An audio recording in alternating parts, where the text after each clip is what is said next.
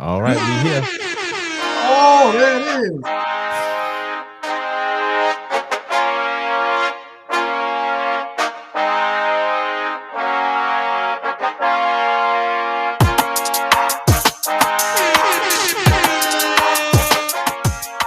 Good morning, America. It is I, Jay Sims, the Lion. I am here on this Saturday morning, welcoming y'all back to this bright, beautiful, sunny day, at least where I am. I don't know what you got going on, but I hope you're experiencing a little bit of this. We are here to have some good, thought-provoking discussion this morning, and I am here with none other than the one that enlightens, entertains, and educates. My man, Doc, what's going on this morning, brother? Boy, I knew I was all them things. I thought I was just me.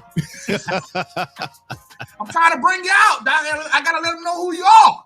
I hear it, man. I appreciate it. You know, I am somebody. Matter of fact, I'm more than somebody because I'm important. That's right. You better believe and you that. are too.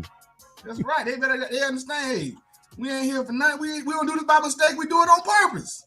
On purpose. We mean to do everything. That's right. You know, we intentional over here. Over here at the Book of Man, we intentional. We intentional. That's right. I might even intentionally offend you, but that's okay.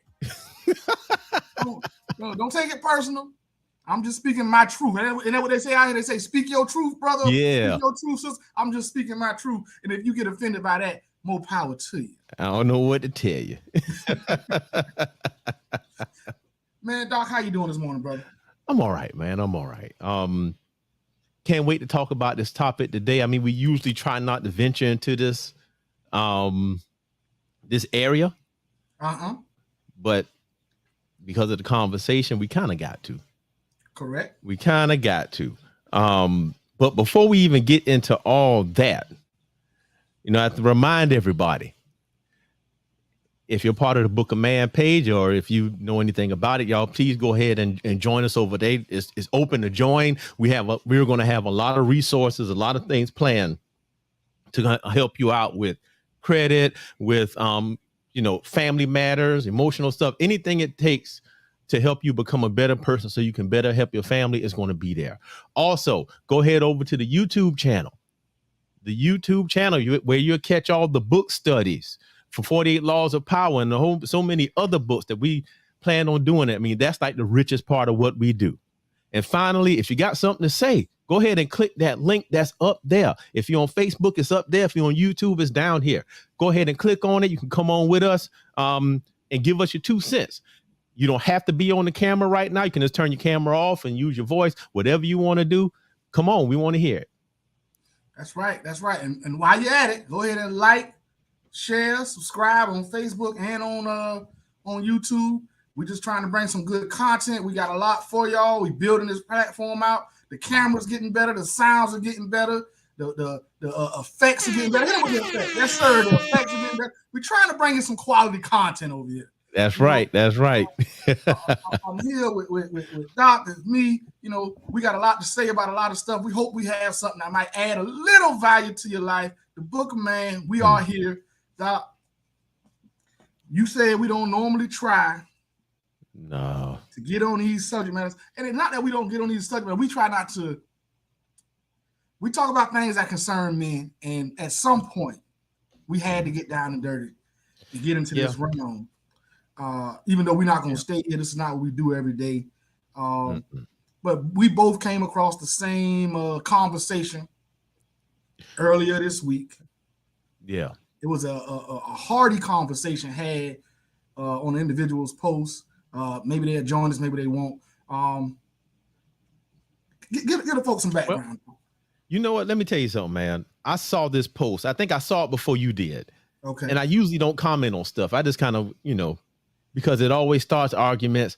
And I got this thing about arguing with people that if I tell you once or twice and you still arguing back and you're not listening, I'm just going to stop.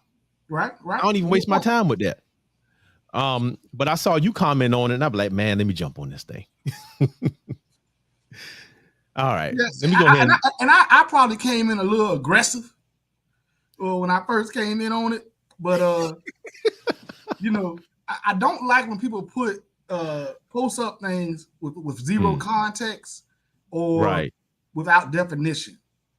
Well, like I said, is a lot of it is based on stereo. You know what? I'm gonna throw it up here. Let me throw it up on the screen while we talk. So I'm gonna add this. I snipped this out because I wanted to hide the names because the person didn't give us her permission to use her name and everything. So I just snipped it out. Now right. I say fathers are privileged and mothers are obligated, but that's a conversation y'all ain't ready for. Now, what I was going to say, we ready for it. First off. Yeah, we here. We ready. Let's go. Let's talk about it. Because what I see here, and I see this in a lot of these posts, is that people make these generalizations, which is okay to generalize because there's a lot of people in the world. Correct. But they based on stereotypes. Correct. Things that they have learned from media. Right. I mean, and it's a reason. I mean, like I told you before, I never understood why I didn't like the movie Color Purple. Because everybody talk about it, and I'm like, I'm supposed to like that because I'm black. But it was a reason. And I didn't figure out till recently what it was. I mean, the way that they paint men and the way that they do that stuff. So people take that stereotype or that archetype of Mr. and put it on all of us. Mm-hmm. That's where I think a lot of this privilege comes from, where they think we have privilege. Well, this is the thing with first of all, the Color Purple of America is a whole nother 2-hour deep dive into how black folks go into things. But I'm not even about to really get into that. But I will say this is a lot of media that is hard for me to watch because of the representation of specifically black men in those programs. Look, I'm not gonna lie to you. I don't watch quote unquote black movies no more. I stopped. Right. Because of that. Tyler Perry movies, yeah, they be kind of funny, but I don't watch them no more. I just quit.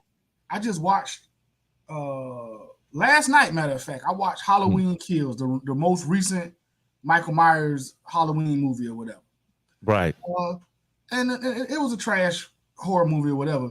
But I just, I hadn't seen a Michael Myers movie in a while, and I wasn't doing nothing, so I watched it. Right. And, there was a black couple in the movie. It was Halloween. She was dressed as a nurse. He was dressed as a doctor. But when they started talking about who they are, which was completely irrelevant to the story, then she goes, "I'm a doctor and my husband's a nurse." And then the guy goes, "Oh, figures." And it's almost like there's just a known quantity that black men are consistently less. Yeah.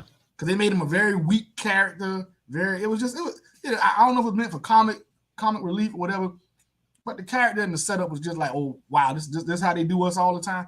But of course, yeah. But we're not gonna get into that right now because I could go on. Of course, our representation. A whole nother show.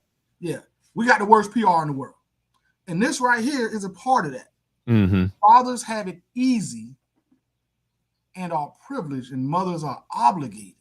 Yeah. Oh man, that's a tough one for me to swallow. But like I said on the post, I came out hot. Yeah. I came out hot. I saw it and I looked at it and I was like, that's high level bullshit. And that might have been a little aggressive. I meant what I said. Yeah. I do believe that's what it is, but that's what it is. But that might have been a little aggressive. However, I stand by what I said. What were your feelings when you initially saw it, Doc? What were your feelings? I have a pet peeve. Okay. And I think I've developed it over the years from looking at various types of media and things going on. The pet peeve is when men are made to seem less or we are placed into a stereotype. Okay. That up there with, that's up there with timeshares, man. It's up there. I want you to reiterate the question one more time. So reiterate question so I can get back on track. So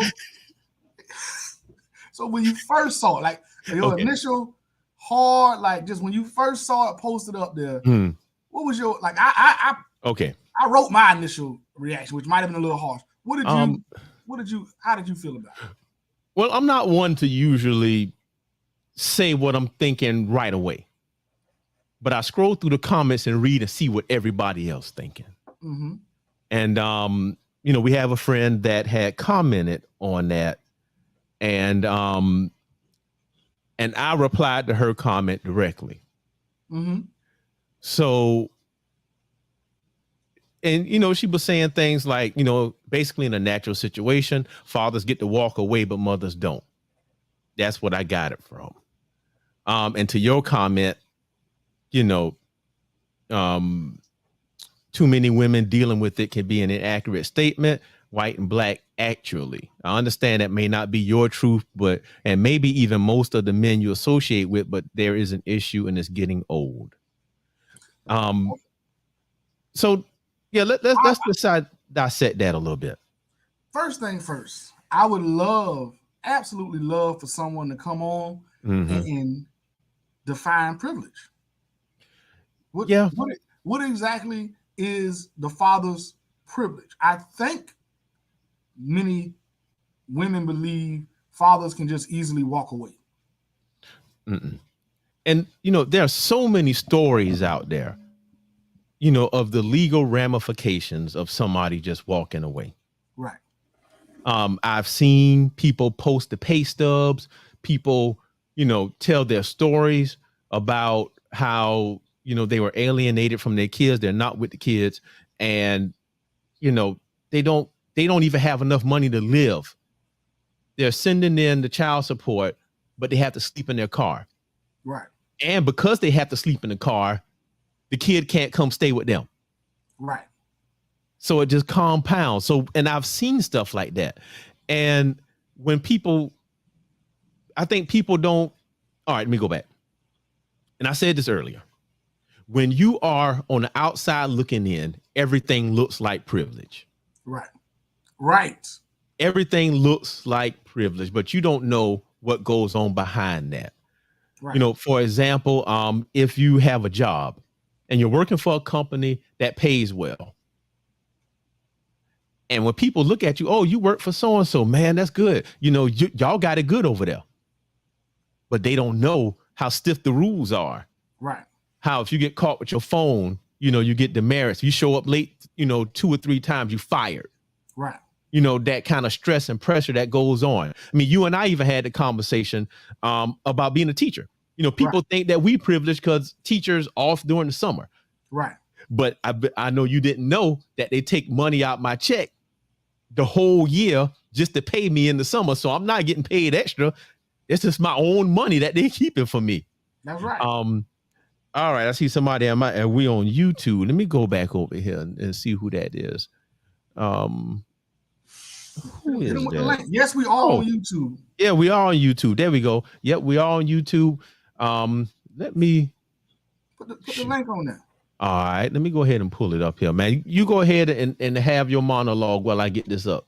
Well, okay. There's a few things that have to be, and I'm glad you started where you started by, because that goes into what I was saying about defining privilege. There's a few things you have to understand as a father or as a man. And in the conversations I've had, I've always thought it was the privilege to have your children in the house with you every day. Mm-hmm. I've always thought that was the privilege in the deal, to have your children in the house and have the ability and the right to raise them and guide them the way you would like. You know, situation. The preferable situation is a 2-parent household. However, if it's only one person, if it's or a co-parent situation, the custodial parent is going to have the most impact on the children. So to me, that's the privilege, because if you believe you know what you're doing as a parent, you're going to raise them up the right way, and you're going to have the most impact. And all you need to do really is keep the other parent is have a conversation with the other parent and get everybody on the same page. Mm-hmm. So to me, that's a privilege. So that's true. When women because they said fathers and mothers on this post, when women say men are privileged, mm-hmm. I really need them to come out and define that, because not having your children in the house with you every day is not a privilege. So having to watch things happen that you can't affect. Right. You know, you have to watch your son behave in a certain way where you know you can't guide him. Right. You have to watch things happen, and you're stuck behind a paywall. Right. You can't. I mean, now personally, you're going to say, Doc, what you talking about? You don't know. And that's true. I don't. I've been married almost 20 years, and my children have been here with my wife and I that whole time. Right. But I have friends, I have people, I see people, I watch stories on this thing, man. This is ridiculous. And what I don't, Doc, you have a rare perspective, being that you are an educator and you deal directly with children and see the results of this. I see it every day. I see it every day. And you know, I'm gonna tell you how it works in the educational system. This is what they do. So let's say if you got a kid that's acting out, the first thing that teacher gonna do is call who? Mom. The second time they do something, who they gonna call? Maybe Mama. Yeah. They call mama again. Now, when it gets to the end where the principal about to be called and they gonna get some discipline going on, some real stuff, that's when they call daddy. Right. So the privilege is that we get to clean up the big messes. That's the privilege. You know, this is crazy. Now I tagged a couple people in this post. If you're watching, if you're listening, please, if you want to come on and we can talk about it. This is not a platform where we will gang up on you. We're not going to make you feel a certain way. We just having conversation. A lot of things are better said than written. Definitely, because you get more context when you speak it, and you can kind of get a little bit more out. And this is why I said something like this. Initially, I reacted to it, and I wish my initial reaction would have been, somebody please define privilege for me before I respond. Yeah, what they say in Westerns, they get their back up. That's what they mean, get it back up. Like when a cat, hold on, I'm gonna give you one of them, get your back up. When a cat about to fight, right, they arch that back and they ready to do something. So they get the back up. So when you said that, they got the back up, and they was already on the defensive, ready to fight. Because I'll tell you this, man, and I mean, I hate to make this generalization, but it's true. Women are good at arguments. Oh yeah, they are good at arguments. Well, women have the ability to throw logic to the wind and win the argument. So that's why keep on running. Yeah, they keep on running. In an argument, the need to be logical and make sense is not always the most effective route. In an argument, if you can throw that logic out and don't give a about logic, well, you can be an effective argument. That's all I'm saying. Man, I can't do it. It's like it's kryptonite to me, man. It's like going reverse. Right. I just can't do it. But all right, you know, I got something for you. Okay. Remember, I told you earlier with this topic, I went down the rabbit hole because to me, this has a connection to a lot of things. We may or may not even get into it today, but I'm at least gonna throw this one out there. Throw it out there, Doc. That's what we do here. All right. So let me hook this up. We're ready for the conversation. So we ready. Now, I talked about in my response, I talked about how media portrays men. Correct. You know, actually, I'm gonna read what I said because I said that. Let me see. It's true that some men and women have a level of disdain for one another, which is true. But what this conversation does is promote stereotypes. And the stereotype is that and this person said there's no secret. A lot of men drop the ball at being in their kids' life. And I said that's a many faceted statement. A lot of men are kept away from their children, and a lot of them are there every day for their children. You know, I see it every day. But what I've went down to is that I think stereotypes about men have been perpetrated by the media since the 60s, have influenced this. And I mean, basically, they're saying that we are either child molesters, we are abusers, we are gay, or we are deadbeats. Those are the main ones. Because even they get more from a stereotype, they get more airspace than anything. So yeah, man. But let me go ahead. I'm gonna share this thing, man. And all right, look at this. So you can find a lot of stuff on TikTok because if you type in certain search terms on Google, you won't find it. But you can see the truth Right. on sites like this because everybody say what's on their mind and they don't censor themselves. So y'all listen to this. Tell me why you would trade being a mom for being a dad. Oh yeah, this one's too easy. I want to do this for one reason and one reason only. I want to be able to live with the societal expectations that the bare minimum is all I have to do to be a good parent. So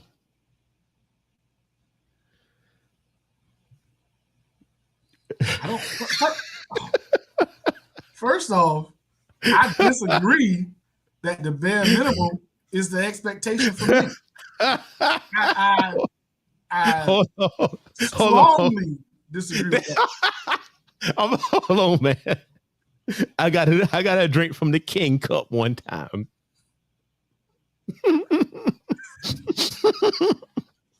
Cause I tell you what, boy, that look on your face was priceless, boy. Okay. I had to stop myself. I don't even know that girl. I don't even know that young lady right there, that woman. I don't even know her. First off, that's unequivocally wrong. Like I don't even the bare minimum says you're a good parent is absolutely wrong. There are no men walking around with that. Matter of fact, if all you do is the bare minimum as a man, you're a deadbeat. If all you do is a bare minimum, let's say you're not the custodial parent, and all you do is pay child support because that's your state obligation is to pay child support. Right, you're a deadbeat. If you don't pay child support and you just show up every blue moon, that's the bare minimum. You're a deadbeat.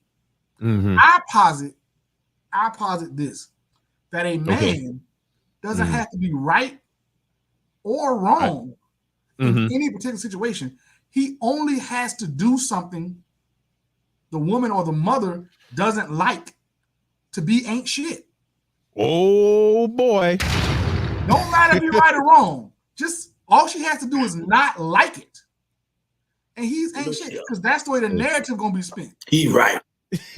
That's right. You're right. You know what? Because I responded to that person and I said that in today's climate, men have a new voice. They found their voice. And what's happening is that some women don't like it. So because this person said that we need to learn as men how to listen and not respond in anger. And what I further said is that that's what's happening on the other side. It's kind of like, who you talking to? Right. What you saying? Okay. In our community, when I say our community, I mean the black community at large. It is largely a matriarchy. Yeah. Black men have been listening without saying nothing to black women our whole life. Nobody goes against mama. No. Nobody talks back to mama. Nobody argues with mama. Mama is a walking God most of the time in her home, to the point where I've heard both women and men say, my mother did 80,000 things wrong, but that's okay because that's my mama. Meanwhile, daddy can do one thing wrong and be villainized. Well, all right. I was just watching something this morning. I love Dr. Tia Son Johnson, man. And the reason why I like him so much is that he's a professor and he actually uses studies to support his points. Correct. And the one thing he was talking about is how people in his class don't know their grandfathers. Correct. They don't even know their names.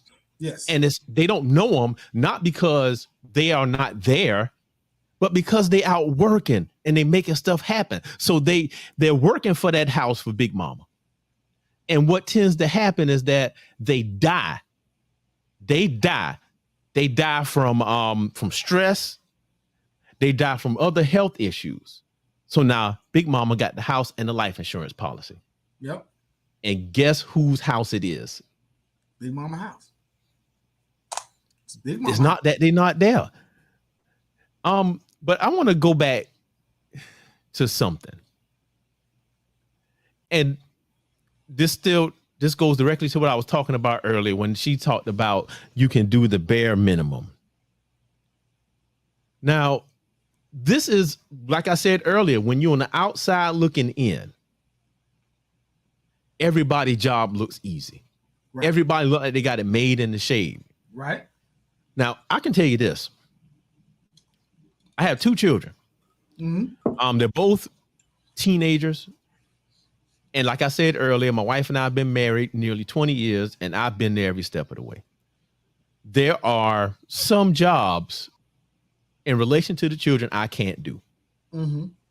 For instance, when they were born and she wanted to breastfeed them, I can't get up and breastfeed a kid. Correct. The way my body's set up, I just can't do it. Right. But then there are other things that I can do that she can't do. While Correct. she's sitting with the baby, yeah, she's getting up all time of night and doing it, but who's making sure that everything else is running smooth? Well, I take it back to a Chris Rock joke Mm-hmm. from years ago. If the baby can't read, that's mama's fault. Because the women are the first teachers of the children.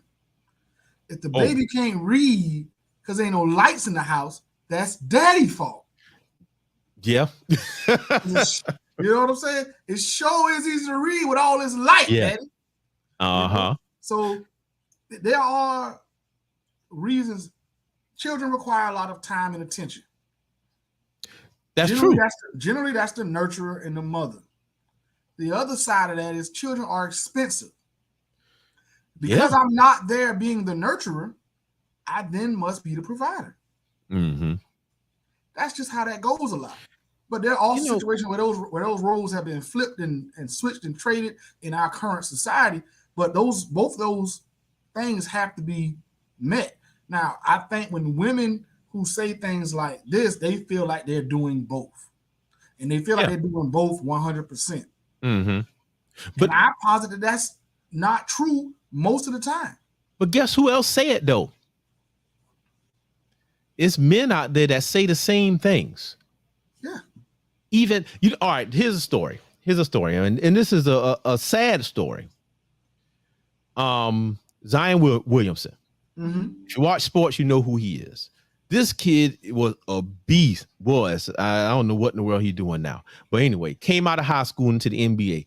I mean, #1 draft pick, came into millions of dollars, similar to LeBron James. Mm-hmm. And you know who he brought up, who he gave the shine to? His mom. Yep. But who was the one out there with him every day, practicing and giving him tips on his game? His daddy. But you would think that he was raised in a single parent household. So you know what privileged daddies have? We have the privilege of being invisible. We have the privilege of not getting acknowledged for the things that we do. Now, I'm not saying that's not my issue. That is not my issue. My wife is of a different breed, but they have that. I think we have a society at this point that gives credit to the mother, especially in a single mother situation, for just being there, because she's there because she maintains a child on her own, which is not an easy task. No, and that's a reward in itself. She deserves to be rewarded and recognized just for that.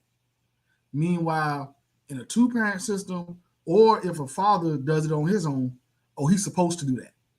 And there's no recognition and no reward there. There's no thank yous there. I mean, we're to the point, society now, where a mother can be a single mom, meet a man, have a relationship with a man. He can choose to come in and be a stepfather, and it be treated like, that's what he's supposed to do. That's not a big deal. It's a lot to take on somebody else's kids. It's a lot for a woman to take on a man's kids, especially if he has his children full time. Mm-hmm. I'm not saying that women, especially single mothers, don't have a hard job. Mm-hmm. But to turn around and say fathers are privileged when we have the burden of the state, we have the burden of I'm not even sure public to look bad. The public in the court of public opinion. In the court of public opinion, we get 99% of the negative publicity. Oh, of course. It's like I said earlier, I don't have to be wrong. I'll give you an example of a scenario that I've seen play out. There's a lot of families or co-parent situations where you got a certain time to drop the child off, pick the child up, all that. Right. Kind of stuff. Young man that I work with, he's got a child. He's supposed to meet at 6:00 on Sunday. Right. I heard this morning, 6:00 on Sunday is the time for him to bring the child back to the mother. Mm-hmm. He shows up at 6:00. She's not there. Sends her a text, "Hey, I'm here. How far out are you?" Because you're supposed to give a 30-minute window. Right. Hey, I'm here at the spot. How far out are you? Or whatever. Oh, I'm sorry. I'm tied up. I'm busy. I'm not going to be there. I'm not going to be there. Mm-hmm. I'm not going to be there for a while. Okay, well, you could have called me earlier because I could have stayed home. Right. So then she's like, well, I know, whatever. We'll just wait, go give him something to eat or whatever. Basically telling him what to do for the next 2 hours of his life.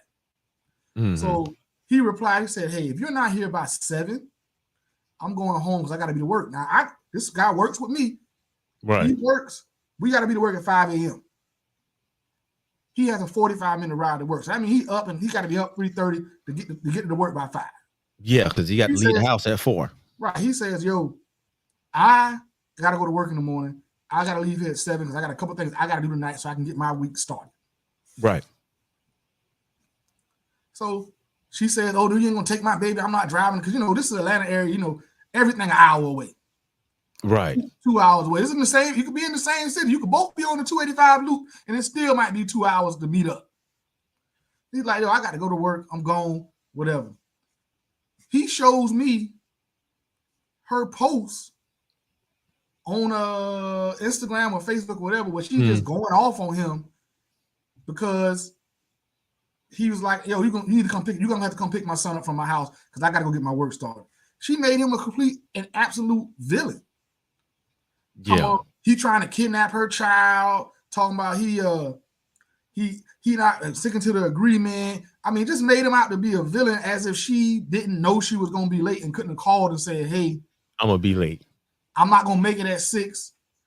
This could have all been avoided had she just said, I'm not going to make it at 6. I'll just come get him from your house. Yo, or can we work out something else? Can we work out something else? Can you get him to school in the morning? Anything could have been worked out. But she just, because he wouldn't wait for her for 2 hours in the middle of nowhere. And the man was like, look, I'm going to be real with you. This is what he told me. I'm going to be real with you, Mr. Jeremy, man. Look here. I ain't had no money in my pocket. Right. We got paid on Friday. I had my son for the weekend. I did a couple things with my son for the weekend. I paid my bills. I had about $60 left for gas. You know how expensive gas is. I couldn't go into that. I couldn't take him to go. I just fed him before we left the house because I didn't have no money to buy him nothing. I got like $60, $70 to make it through the week for gas till we get paid again. That's what I got. I have nothing to just take him somewhere and do something fun and kill 2 or 3 hours. But I had stuff. He had his toys at my house. Yeah, that's where I had to go. And also, I needed to get myself together to be here on time. So he can continue to make the money to pay whatever he's paying to do any of that stuff. Mind you, the boy paid child support. He pays child support. He get his child every other weekend. He got he gets every other weekend, and he got a couple other times. He's telling me this whole situation where he get him this, that, and the other, or whatever. And it's like all the kid did was say, "Hey, you're too late. I can't wait till 8, 9 o'clock. I have things I have to do. I got to be to work in the morning." And she just, I saw the post, man, because he was hurt. He came into work that morning, that Monday. I could see he was kind of down bad, feeling. I said, "Man, what's going on, bro? You all right?" It's like, man, dealing with issues with my daughter, with my son. Just dealing with issues with my son and his and his mom, man. It was an ugly day yesterday with the drop off. He's like, this morning I get up, and this was on my this was in my feed, and she was just blasting me, like it was bad. Like she, you sorry you don't have no money. You don't be like, man, that come out my check every week, man. He was like, you know why he ain't got no money? Because she got it. But he was like, look, this come out my check every week. Mm-hmm. I know what they get paid. I know what they get paid.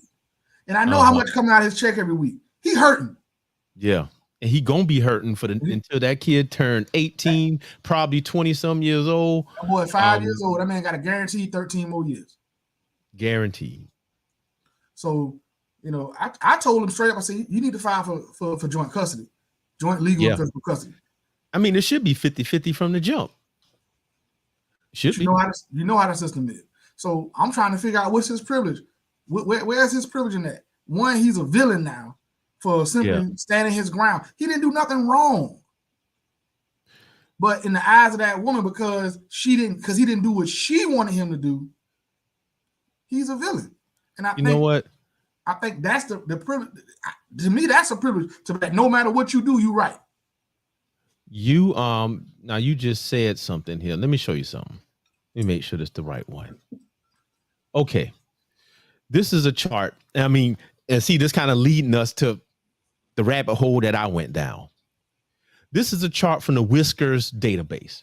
Whiskers is where the US government gets its data from. It takes all of the data and put it together. So like when I present something, I'm not going to do an article with a bias in it. Right. I'm going to look directly at the data. Let me see if I can make this bigger because I want you to see this and how this correlates. So this is the leading causes of death in the United States, right? Okay. And if you look, you got the ages at the top.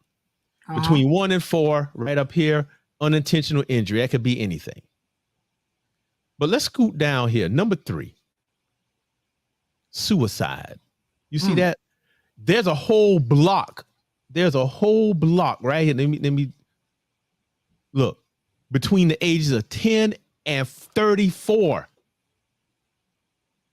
Suicide is the number 3 cause across the board. Across the board. I mean, homicide up here, other people killing them, and right here, other people killing them. But suicide. Now, how is this connected? Because that young gentleman that you're talking to could be going down this path. How much can he get vilified and suppressed before this starts becoming an option? And he definitely in the 25 to 34. He in the 25 to 34. You know what? And this is the thing. We don't, and men don't escape. Men don't escape life-threatening things until we turn 45 years old. Look right here. And this is data from 2020. Heart disease, we can control. Unintentional injury, yeah, that probably getting hurt on the job. COVID-19. That's car accidents. All that. Yeah. See what I'm saying? This stuff is real, and people be doing this stuff to these dudes, man, and don't know how much they think that we can take everything. But that shows you these boys committing suicide because of stuff like this. So what privilege is that? Because he's a father. What privilege is that? And listen, it's 3 sides to every story. I know that. Right. His side, her side, and the truth. But I saw the messages. I saw the text message. Yeah. You know, I saw the conversation that went on between the two of them via text message, man. The man simply said, yo, it's 6:10. I saw the message. It's 6:10. I'm just saying how far. He literally said, how far out are you? How far away? You know, he was just like, I'm just finding out how far you away so I know. You know, and she came back with, oh, I'm busy. I forgot. I forgot. She said, I'm busy. I ain't gonna make it. But you knew that was a big thing. That was important. 8. Yeah, a whole 2 hours after the point, I'd be there about 8. And he was like, well, you didn't know you were gonna be late, you know, an hour ago or 2 hours ago. You couldn't tell me. We could have easily said meet at 8 o'clock. I would have planned my day around being here at 8 o'clock. Right. And his reply was, listen, I'm gonna be here till 7 o'clock. I have things to do at home. To prepare for my work week, I got to be to work at 5. So you need to stop what you're doing and come get your son. Oh, I can't make it by 7. I got to finish what I'm doing. She never said what she was doing. He was like, I don't care what you're doing. You need to come get your son by 7 because I got things to do. And then she didn't say nothing for about 20 minutes via the text. Anyway, I don't know. I didn't see the phone calls, whatever. She come back and said, well, you need to stay there till 8. And if you don't have my son there, I'm gonna call the police. Now, see, that's it. The threat of incarceration. And my man said, That's- I tell you that's what. He said, I tell you what, tell him to come to my house because we're gonna be home. Mm-hmm. And that was that. He went home and said, you can come get him from the house.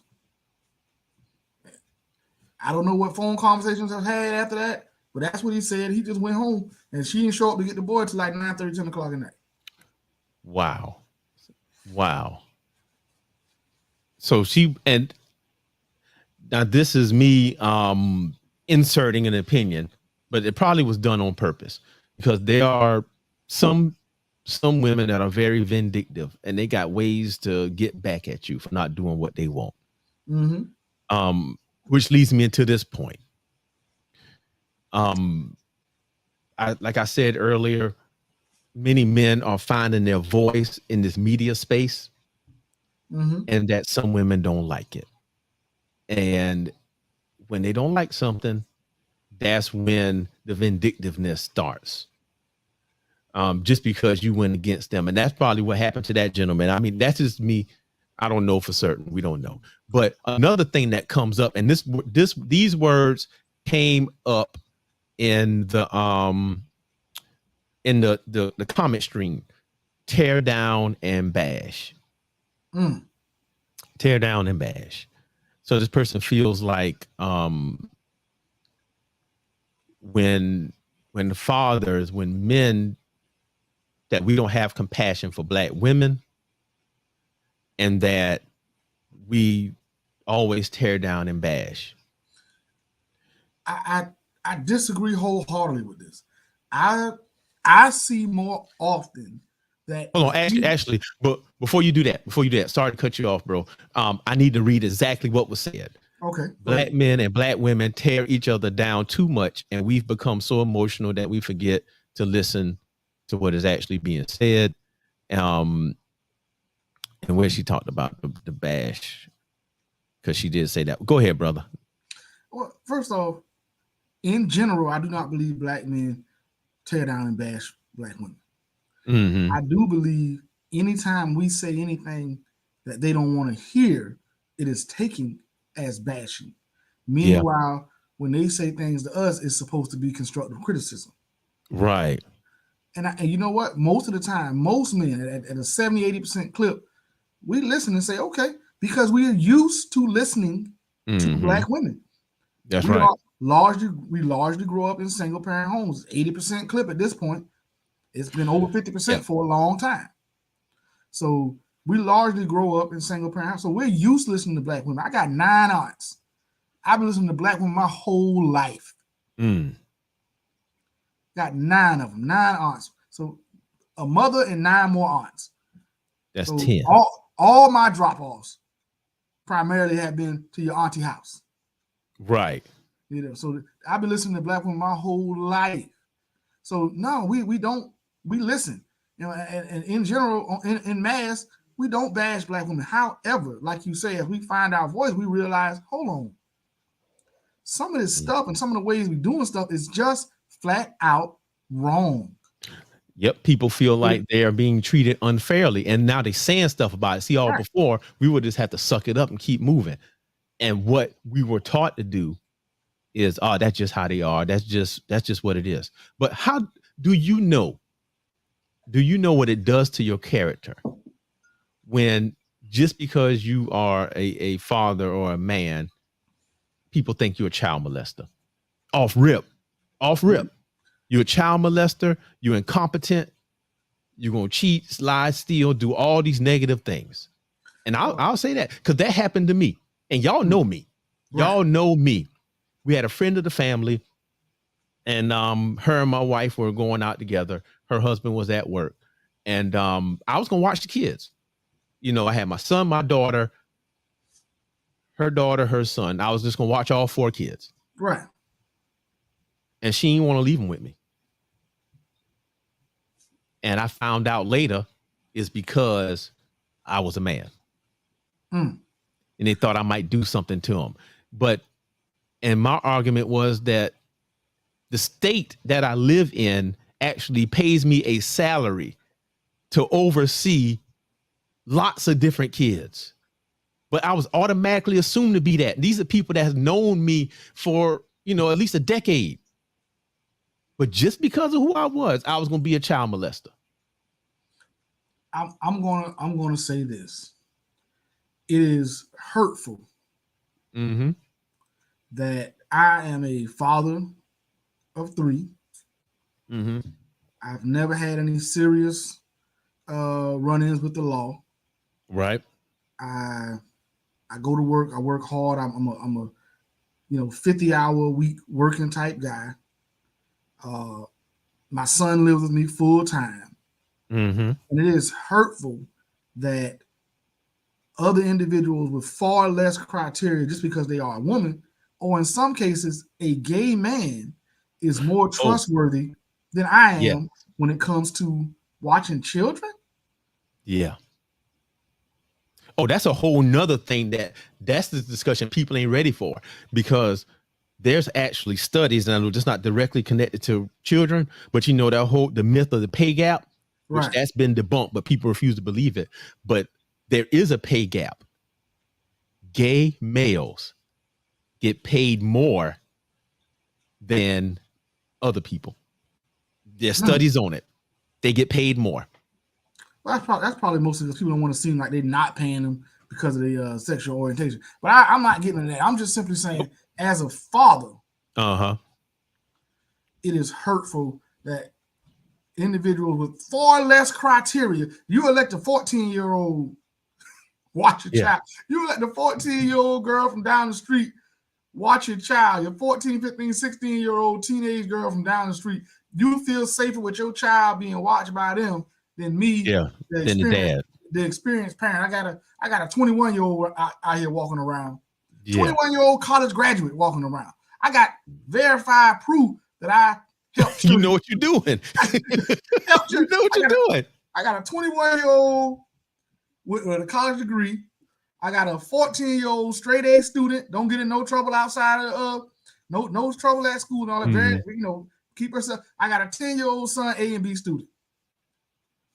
I got stats. I got numbers, baby. I'm doing numbers out here. The 16-year-old teenage girl down the street is a safer bet for a lot of people. That's hurtful. Listen, I understand all the stories about the pedophile men and all of that kind of stuff, molesting men. I get it. I understand. But when the facts are in your face. You know what? I want to see the numbers for that. I want to see the numbers, what the numbers actually say, because what it sounds like to me is that one story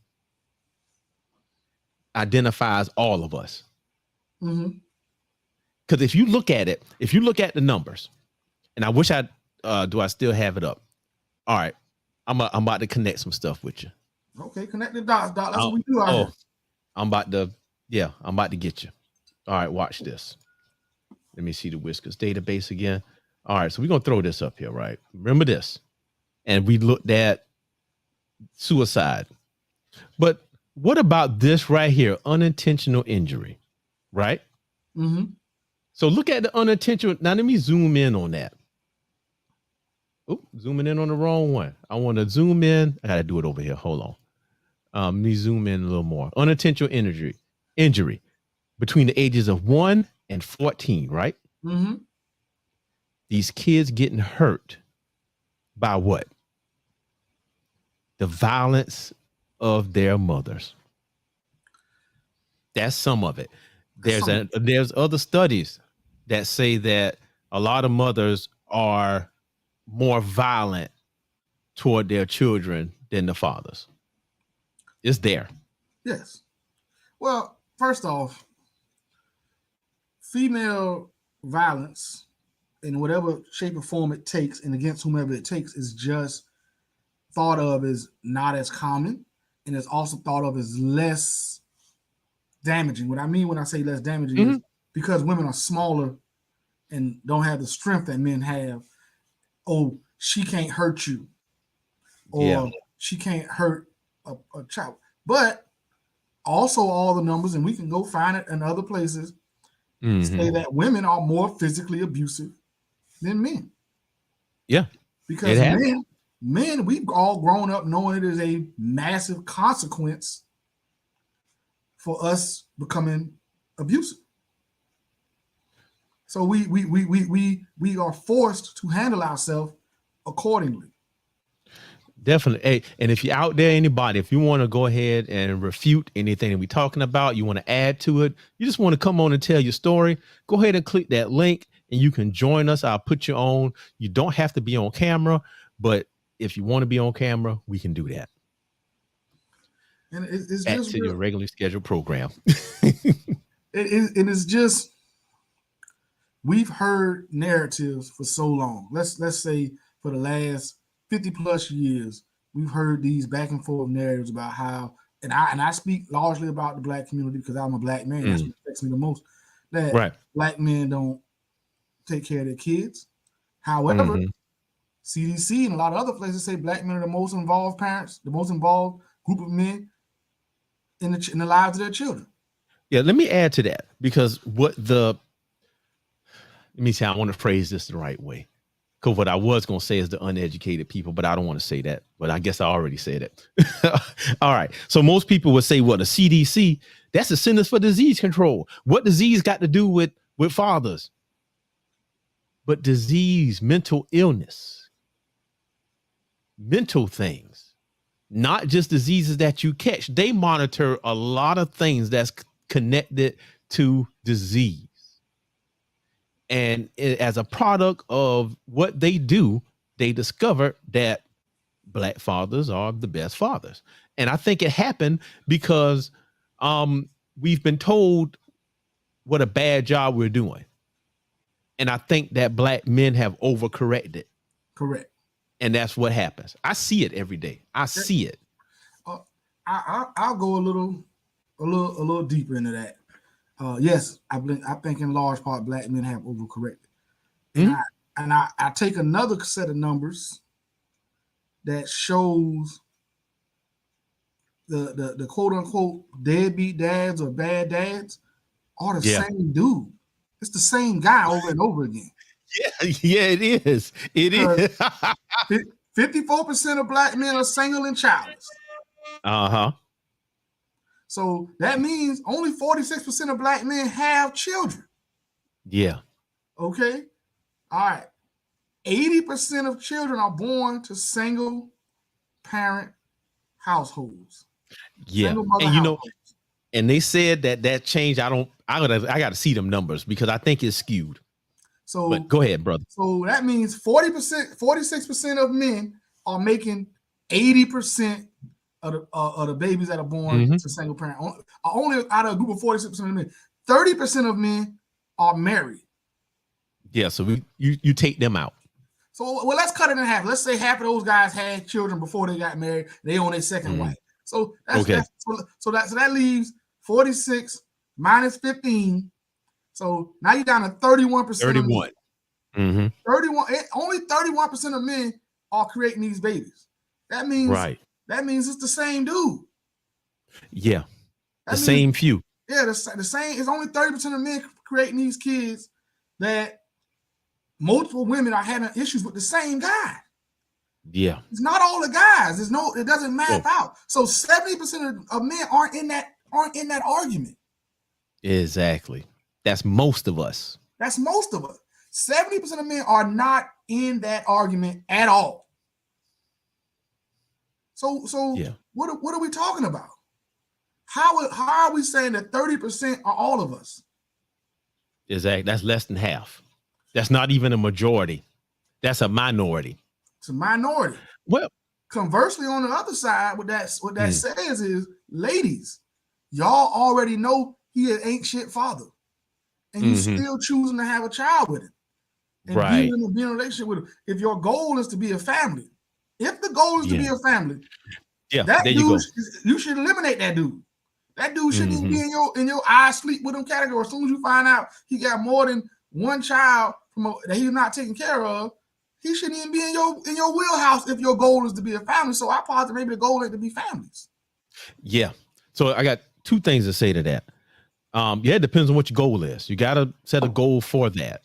and know that every man not for that. Now, what I hear in the man space is that the men and the fathers are willing to say that they are bad men out there. Right. They say it all the time. It's bad men out there. Oh yeah, it is definitely. But with statements and posts like this, is saying that all men are bad and the women are not. And this person said it right here. What did he say it? How? Oh, here we go. Fathers are privileged, mothers are obligated. That is not a reference to some fathers. She is basically saying that fathers can do what they want while mothers don't have a choice. So it didn't say some, which is that person was right. It fathers in general. Well, that's first off, mothers have a choice. Mhm. Mothers have a choice. You don't have to. Women can legally drop their kids off to the firehouse and ride off. Yeah, that. So mothers have a choice. Mothers have a choice. I know multiple women, and the studies back up what I'm saying, that fight for custody for child support. Yeah. I've heard women say out their mouth to me. I was having a discussion about at the time when I was, going through my divorce rip about how I wanted to split the kids up. I literally had a woman say to me that maybe you should just give her some money every month and you take the kids and then give her some money and you won't have to worry about it. So I'm supposed to give her money but no, that's what happens. Not saying my ex-wife wanted that. I'm just simply saying that that's the thought process of some women. Bro, it ain't about the kids, it's about the money. I mean, it is. And guess who profits? Because when people pay child support, it goes to the state, they take out, they cut, and then they send the rest. Right. So the state gonna lose out on money. That's crazy. And why is it that these fathers have to pay child support, right? So they got to pay for the time the kid not with them, and they got to pay for the time the kid with them. What is that? It's a raw deal, but we got it, and that's fine. Okay, cool. But don't turn around and say I got some kind of privilege. Yeah. Listen, the privilege. I don't. What I am in the interest. What does interest me. What I do care about is fair. And fair doesn't mean I get what I want, you get what you want. Fair That's to true. Me is the rules are clearly defined. Yep. Okay. And I can choose to be a part of that game or not. Now, the rules that it currently states is if you're in a relationship with a woman and a child is produced and that woman has primary custody or full custody, you're going to pay child support. Yep. Men know this. That's the rule. If you do it, you got to eat whatever come with that. Yeah. And the default. The default is to give them the custody. So accept that and go ahead and try to be the best father you can under those rules. But that's not a privilege. It's not a privilege that she has my children full time and I can't see them whenever I want. I can't not dictate, but I can't raise them exactly the way I want because I'm not in the house with them every day. That's not a privilege. Well, look at this though. What was said is that, how men can go and do what they want to do because they don't have to watch the children. They don't have to do all these things. Right? I got no money. I got no money to do what I want to do. Yeah, that's what I was going to say. Take the example of the young man you was talking about. He has to work. Right. And that's because if he don't work, he won't eat because he got $60. If he don't work, he going to jail, Moan. Yeah. Bump that. If he don't work, he going to jail. He don't pay that child support. They will come get him. They'll take his license, which prevents him from being able to work. And then if he, which would make it harder for him to work because he can't drive and be where he wants to go. And he got to constantly look over his shoulder if that's the police to get pulled over because he got a license took for not paying a bill. So well, I'm just looking at this, man. $60 to get through 14 days. No, just one week. We get paid. They get paid every week. Get $60. It don't matter because you know what's Right. gonna happen. By the time he put gas in his car, That's over. That's he can't do over. nothing else. Go to work. Nothing. And they think that a lot of these dudes out there, you know, gallivanting, having fun, going out, flying here to Vegas and doing all this stuff. No, these dudes trying to survive. Listen, the average black man make $42,000. That's the numbers. Yeah. What the math is. So what fun I'm having on 42, and I got to cut 500 plus a month in child support. What the hell, what fun I got left to have? And I mean that amount to what? About $1,700, $1,800, you know, after taxes a month. Right.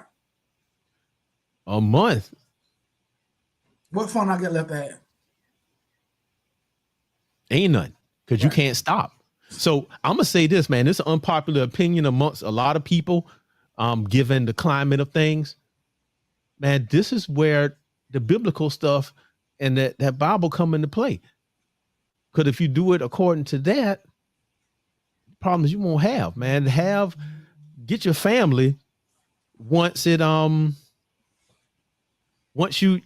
connected with somebody and Right. y'all, you know, did marriage and all that stuff, man. It kind of cuts out a lot of this problem. You gotta go back. We gotta go back to harping on preaching or whatever words you want to use. Mm-hmm. You know, ladies, marry before you carry.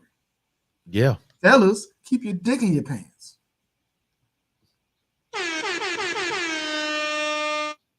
It's that simple. You don't want these problems? Don't sign up for them. You know what they say? And I get this. Even Kevin Samuels and some of the other men, content creators, they tell young men they need to be working 80 hours a week, 60 hours a week at minimum. They need to be working. And if you're working, you ain't got time for none of that. Okay. Stack your money up. Oh, listen, this is in society is as it is today. Mm-hmm. If you're a man and you're on the lower end of the income spectrum, Right. and you're not extremely good looking, if you're on the lower end of the income spectrum and you want a woman or women, you better be extremely good looking. You better be fit. You better be handsome, because if you ain't got no money, they're not interested. You're right. You can't do nothing. You can't do nothing. So you might At as all. well get your money. Just go ahead and work. Go ahead, fellas. You know what they say about idle hands. You get out of high school, go get you a trade or take your butt to college and go in the military. Yeah. Don't waste no time. Mm-hmm. 18 That's to it. 20, 18 to 25, that's all you should be worried about. Make sure I'm establishing the building blocks so that I can move forward successfully in life. Get your trade and get your experience under your belt. Go in the military, move yourself up in rank, get the E5, E6, or if you go in officer route or whatever, do that, green to gold, whatever you're doing in there. Or go to college, get your degree and start your career, get your internship under your belt, and do all this before you have children. Exactly. Because it's harder to do all of that once you do. Yeah, that's a whole nother thing. I could not imagine raising kids, you know, without my wife being there. You know what? That's And this beautiful. thing ain't no joke. That's beautiful, man. That's beautiful that you don't even have a point of reference for that. That's dope. I don't. That is dope, but I you don't don't. even have a point of reference for that. Listen, 2-parent household is easier. Every single metric says the 2-parent household is a better environment for children. Exactly. It's not every single metric. If there's one that says something different than that, please show it to me. I've never seen it in any of the research I've ever done. Doc, you a No. highly educated man. Have you found it? No. And I have I looked for that. I have access to all of the doctoral studies, everything. Haven't seen it. So it's true. But you know what people will say? Well, I came from a single parent household. I'm okay. Yeah, you But okay. I have a video series called Single Parents Are Losers. Single parents, it's on my YouTube, Better People, featuring Doc TVR. Single parents are losers. And in that video, I talk about how I saw the product of that. How I saw a little boy, 12-year-old boy, come to me and shocked that I went on vacation with my kids. He was shocked that they live with me. His words was, Doc, so your kids live with you? Like, you mean to tell me that they don't be at your house sometimes, then they go to their mama house? I mean, these serious questions. Right. They're not winning. I say it like this. There are some single parents, mothers and fathers that do a tremendous job. Mhm. But let's say you did a good job with your kids. You got them out of the house. You got them, you got them through college or whatever level you got them to. Let's say they could have been 20% more better off. Yeah. 30% better off had it been a 2-parent household. Not There's saying things that they're missing. They're missing. They're So- missing gaps. They have Right. gaps, and you have compensated for those gaps, and it appears to be okay. But they still it's miss just it. okay. But it's just okay a lot of the time. A lot of the time is just okay. It's Yeah. not good. It's not great. The children aren't thriving and advancing and none of that kind of stuff. They just okay. They're Yeah. just okay. You know what? Isn't that the bare minimum? That's they doing the, I'm gonna say this, like that young lady said, they're getting accolades for doing the bare minimum. Bare minimum. It's the bare minimum. People gonna be mad about that one, but that is it. But man, do the bare minimum and they above reproach. yeah, that's it. Now that's the dangerous part. But I do want to talk about one more thing, man. Okay, all right. With this, and it's something that I wrote in response to what the person said. And she was, talked a lot about men being angry, not listening, and all of that stuff. And I said this, I said, some men are angry and have red pill rage, which I'm going to define what that is in a minute. But a part of effective listening and communication is to see through the emotion and listen to what they are actually saying. So let me go ahead and throw this term out there, red pill rage. If you've been watching videos from the manosphere, and that's a media network of independent content creators that talk about men issues and things like that. So one coin that they termed is red pill. Red pill comes from the Matrix movie, red pill, blue pill.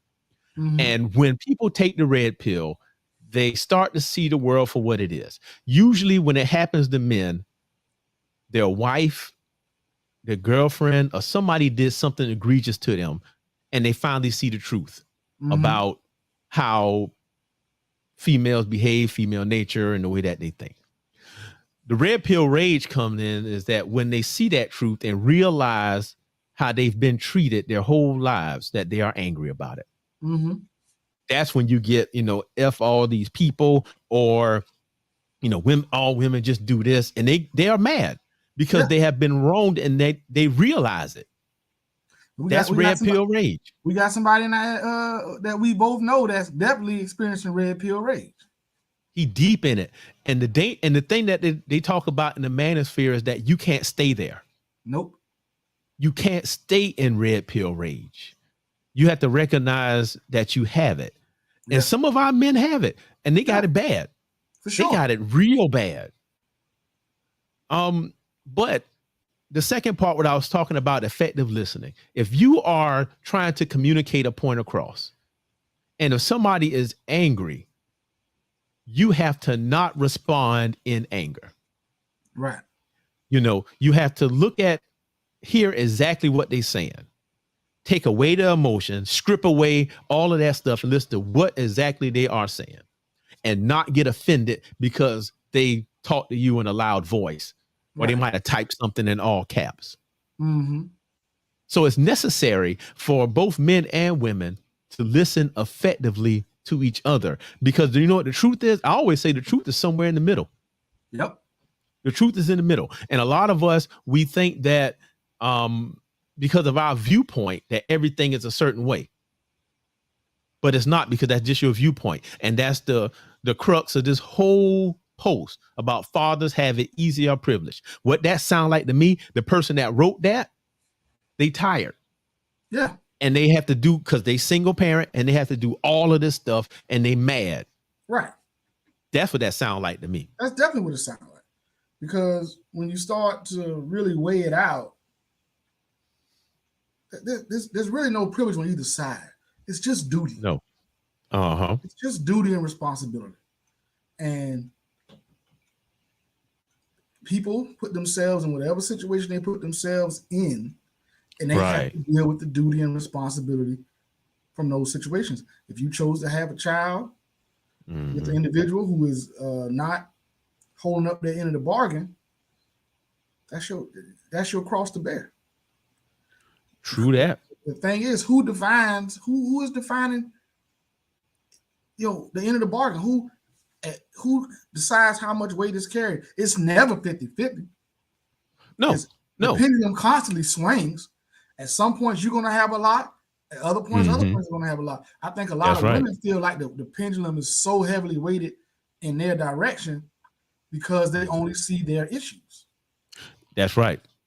But Go ahead. I would posit that a lot of women who are single mothers aren't single mothers at all, because most women have mama, sister, homegirl, daddy, and everybody else splitting that load with them. Right. That's true. Most women have multiple parts of their family and people splitting that load. Very few women are single parents, but they do everything for their kids. But if you let them tell a story, of course. We all know plenty of drop-off parents. Look, I can tell you some because I see it every day. I see it every morning. The kid catch the bus or put the kid on the bus in the morning. The kid catch the bus to another person's house, stay there till 7, 8 o'clock at night. The parent run the street, pick the child up 7, 8 o'clock at night, take the child home, put him to bed. Yeah. But you let them tell the story, they parents and the child. You ain't raised a child at all. So 5 days a week, you don't even spend no time. And on the weekend, you put them on the game and play on your phone. I know that grandma raising them. Grandma or auntie or somebody. And if it's a boy, then granddaddy got to do something. If granddaddy there. Because he might be dead because of health issues or working. Or it might be generationally that there hadn't been a father around for 3 generations. Because that may be a learned behavior, man. Yeah, it could be a learned behavior. One of the things I think I would like to see is people having more conversations with their father and getting their father's side of the story in situations where the father wasn't there full time. Because I think people will find out more often than not it's not as cut and dry as it was told to them. You know what? If I can find this video, I'll try to put it in the description. But again, Dr. Tiershon Johnson had interviewed this guy. And the guy said he was angry with his father. I mean, like supremely angry because he wasn't there. And when he got older, he finally got to talk to his dad. And he asked the dad, why wasn't you there? Why you didn't do this? So what happened is every letter he sent, everything he sent, the mother threw it away or hid it. And the son never got to see it. Dad brought out a shoebox full of receipts and all of this stuff for 20 years to show that he was trying to be there. So they say, yeah, you just got to wait. But show me the privilege in that. Show me the privilege and wait. Show it to me. That's why I say, I'm not saying the woman that posted this is wrong. I'm not saying that women are wrong for feeling the way they feel. Your feelings are just that, your feelings. What I'm saying is, show me, define the privilege that you're talking about. Man, look at here. This is what it is. Didn't want to go here, but I'm going to go ahead and go here, man. It's the sister code. Sister code is strong. Super strong. Sister code supersedes everything. And what that means is that one woman's issue is all women's issue. Yes. So they will take that side regardless. Yep. And this creates issues. It creates problems. Now, not all women do that. I don't think my wife does that. I mean, she does a tiny bit, but it's not to this level where if you are not even in a situation like that, but you post stuff like this. Now, I'm not saying the person that posts this, I don't know their situation, but let's say, for instance, you might have, a woman that's married, got their whole family, but then they'll post that. You know what I'm saying? So that's it. I mean, you have mothers that have sons, but they always post stuff like this. Right. Or they don't advocate for their sons because their son is a man. Yep. A boy, a male. But they champion the issues of black girls, but they have black boys at home. Yep. So what privilege is that when you have to grow up as a boy being a second-class citizen, or, being raised in such a way, and now your thinking is all, you don't even know you messed up. You don't even know it. That's not privilege. Nope. So I guess I'll just, in what I'm talking about is just saying that I think that the grass always look greener on the other side. Definitely. It definitely does. I think that some mothers believe that fathers are privileged because the job is different, and they think that it's easy. And that's not the truth. I would challenge any mother that believes this to have a conversation with a father and actually listen to them. Go to YouTube and pull up stories of what these men say. Yep. Pull them up and listen to them without saying, oh, that just was her. See, when the problem happens, it's always individual. Right. Oh, that's just that person. But then when you start seeing 2 stories, 5 stories, 10 stories, 20 stories, 100 stories, now it's a trend. Right. So pay attention to the trend. I'm gonna say this, Doc, and we can close it out for the day. Like you said, the grass always looks greener. But I ask people in general, male, female, when you make statements like this, do your due diligence and define what you mean when you say privilege. Privilege gets thrown around. Words like privilege, toxic masculinity, bashing, all of these words we throw out with nobody defines them the same. So when you throw these terms out, define them for us so we can argue from a base of understanding. Yeah. Argue or not argue, or whatever comment, whatever you want to call it, from a base we can debate, healthy debate, hopefully, from a place of understanding. Yeah, just talk. It's a group I'm in called "That's a Strange Hill to Die On," but oh well. One of the things about the group that I like is, although I don't agree with the hills people are choosing to die on all the time, they do take the time to define the hill. Right. They'll say this is the hill and this is why, and they'll give a definition. And the debate in the comments is better because of this. Because they understand where they're coming from. Because the reason they sitting on that hill is defined. That's all I'm asking. Define your point so we can have a constructive conversation. Because oftentimes we start these conversations on one end and on 2 opposite opposing ends. And then when you have when things are defined and you have a conversation about it, it's generally a good meeting point. It's generally a good meeting point to jump in. So you normally can find some common ground. So let's define our feelings and let's quit going with just feelings and emotions and start having the definitions of what we believe, so people can have. Because generally we're not that far apart. That's right. We're not that far apart on most subjects. Now I will say this: we just got a message from the other person, the young lady that was commenting. And it was bad timing for her. She probably was at work or something like that, but she's gonna watch it. And I let her know that we can do it again. You know, if she want to come in and say her part or whatever, we can do an impromptu screen, put it up there, because I definitely want to hear the other side. I want to get another viewpoint of this. I want to see. It's mothers and fathers, so it's not a one-sided conversation. It's really a four-sided conversation. It's mothers, fathers, children, and the damn truth.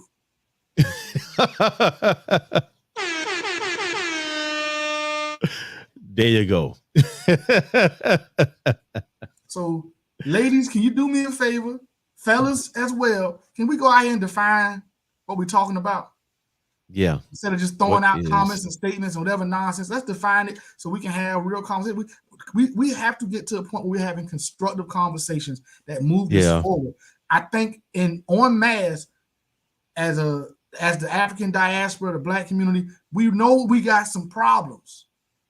I think en masse, we know and we recognize it. We have to move the conversation forward beyond, I don't like what you're doing, I don't care about what you're saying. We got to move past that and start figuring out how we can fix some of these issues. Some of them are simple. Some of them are simple to fix. Others are hard. And again, conceptually simple. Oftentimes not easy. Simple and easy are not the same thing. And guess who's suffering? Guess who's suffering? It's not the father suffer, the mother suffer, but who suffers most of all? The children. The children. Every generation gets worse. I see it daily. I see it. And the kids don't even know they're suffering. I mean, they don't know who they are. You know, their identity is screwed up. They don't have the tools to deal with things. I'm teaching them. I'm teaching kids how to deal with stressful situations. I'm teaching other kids how to do this stuff they should be getting at home. What's that called? Coping mechanisms. They don't have coping mechanisms. No, not at all, man. So I just want to say this, man. Everybody who was watching tonight, anybody watches this over the course of the time or is up, you know, put your comments in the set and put your thoughts and views down in the comment section. I really want to hear from everybody. This is important. We got to find some common ground here. We're dealing en masse with a co-parenting situation, and we gotta start from the baseline of respecting the other, that both sides have issues. That's right, and that people are people. Right. People, we are people. We are not all just well, there we go. Somebody said y'all spoiling the kids too much. So, what you mean by that? Okay. All right. But it's all good. I mean, some people do. Some people do spoil the kids too much. I mean, but you know, we'll see how that go. But anyway, man, let's do what we do. All right, man. Thank y'all for joining us. I think we had a great conversation today. Appreciate y'all for joining us. Let us know how you feel about everything we said tonight, everything we discussed. Thank you for joining the Book of Man, Thursday night book study, Saturday conversation. Lions Den coming soon. We love you. We out. Later.